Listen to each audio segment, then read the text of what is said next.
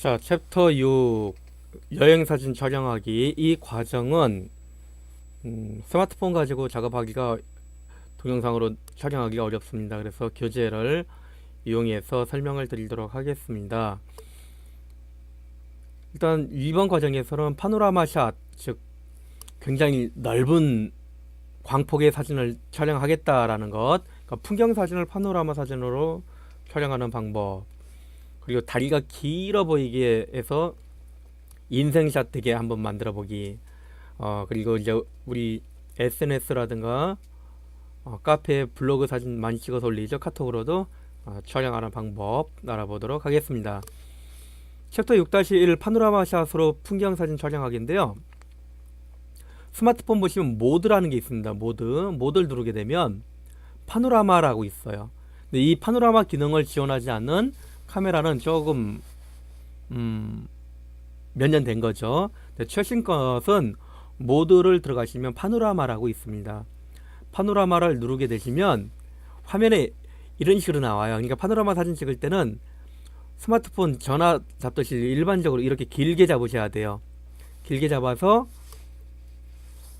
잡으신 다음에 이제 이 셔터를 누르는 거예요. 누르고 옆으로 쓱 이동을 합니다. 이렇게 너무 빨리 움직이시면 안 돼요. 조금씩 이동을 해주면 됩니다. 그리고 나서 정지 버튼 누르면 이렇게 길다란 파노라마 사진이 만들어지게 됩니다.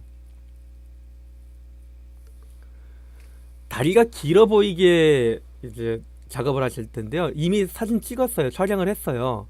그럼 일반적으로 이렇게 찍는단 말이죠. 발바닥이 여기 있으면, 그리고 일반적인 사진에서 찍게 되면 사진이 조금 좀 밋밋해요. 그리고 다리도 좀 짧아 보이고요. 그럼 카메라 앵글을 일단 중앙에 머리를 두세요. 머리 중앙에 머리를 두고, 그럼 그 다음에 발은 하단 쪽에 두세요. 하단 쪽에. 그럼 이 사진과 이 사진 비교해 보세요. 이 사진이 좀 더 길어 보인단 말이죠. 그렇죠? 촬영한 다음에 좀 더 길어 보이게 하고 싶다 그러신다면 갤러리에서 메뉴 누르면 잘라내기가 있습니다. 메뉴 누르면 잘라내기. 그럼 이런 파란 점들이 생겨요. 조절점이. 그럼 다리가 길어지게 하실 때는 포인트가 요 발바닥이 바닥에 오게끔 찍는 거예요. 그래서 요 위로 올리고, 뭐 위도 뭐 필요 이상으로 뭐 두면 안 되겠죠. 필요 없으면 내리시면 되겠고. 중요한 건 포인트는 요 얼굴이 요 중앙 정도에 와 있는 게 좋다라는 얘기가 됩니다. 너무 많이 이렇게 남아 있으면 좀 그렇고, 좀 내리시면, 바닥 내리시면 요런 모양이 되겠죠. 뭐 좀 가로로 찍은 것도 좀 줄여주시면 이렇게 밑으로 길게 나오겠죠.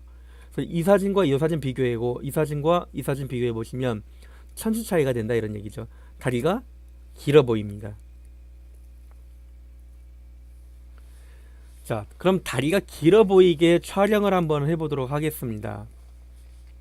다리가 길어 보이게 촬영하는 건 이 뒤에 배경도 이제 중요하기 때문에 뒤에 배경을 이용해서 촬영할 때 가급적 뒤에 기대는 거에서 뚝 떨어져 있는 것보다는 기대고 찍는 게 좋습니다. 기대고 찍되 머리를 이 사진 위하고 아래 중간 정도에 딱 두시는 게 좋겠다 그랬죠. 그리고 발바닥이 여기 하단 부분에 밀착되게끔 찍는 거예요. 그리고 다리를 앞으로 좀 내밀어 주시면 되겠습니다. 기대고서인데 그냥 통짜로 일자로 하는 게 아니라 다리가 앞으로 나오고 발바닥이 밑에 나올 수 있게 닿게끔 하시면 안정감 있고 길어지게 나오게 되어 있습니다. 그리고 위에는 배경을 두시는 게 좋겠습니다. 아무래도 이제 이 건물보다 하늘에 있는 게 좀 더 키가 좀 커 보입니다. 그리고 스마트폰을 눕혀서 가로로 촬영하게 되면 이렇게 돼 버립니다. 가로로 촬영할 때, 세로로 촬영할 때 이렇게 됩니다. 어느 게 더 길어 보입니까? 세로로 찍는 것. 그러니까 가로로 길게 하지 말고 세로로 길게 찍으시라, 그런 얘기가 되겠습니다. 풍경도 어울리게 찍으시려면 이렇게 찍으시면 되고, 얼굴은 어깨보다 좀 뒤로 해서 아래에서 위로 찍게 되면 다리가 길어져서 인생샷이 됩니다. 잘라내기도 그렇게 하시면 되겠습니다. 가로로 찍었을 때 잘라내기 하시면 길게 안 나오죠. 요것도 이제 가로로 찍었는데 좀 길게 보이는 건 바닥에 발바닥을 대놔서 그렇다라고 하시면 되겠습니다.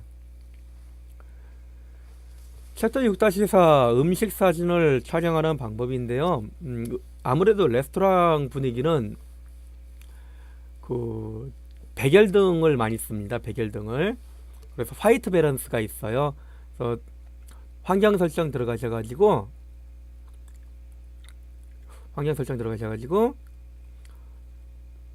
화이트 밸런스를 찾으세요. 화이트 밸런스. 그럼 백열등 맞추시는 거예요.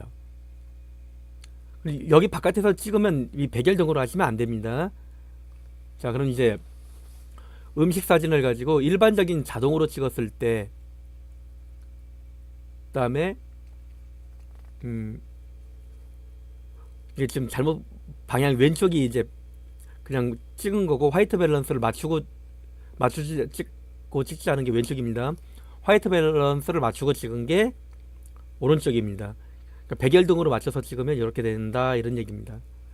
그리고 음식 사진 찍을 때는 안내선을 해서 중심에다 두시는 것보다도 음식을 좀 크롭시켜서 확대시켜서 좀 찍으시면 좋겠고, 접사 기능을 이용해서 촬영을 하시는 게 더 맛깔스럽게 촬영이 됩니다. 노출도 좀 시켜줄 필요가 있겠죠.